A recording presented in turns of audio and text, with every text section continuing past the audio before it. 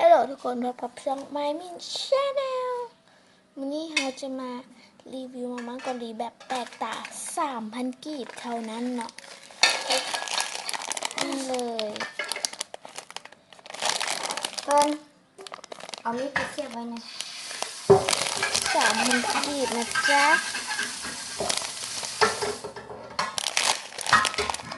แต่บอกว่าหาได้อยู่ใส่เนาะตอนนี้เราอยู่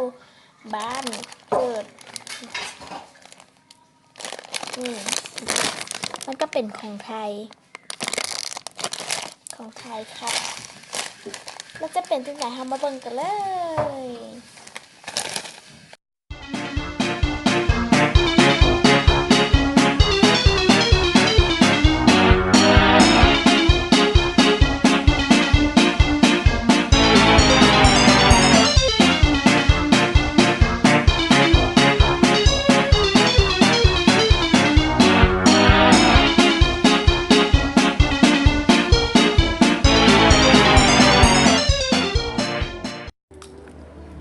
ขอบใจทุกคนที่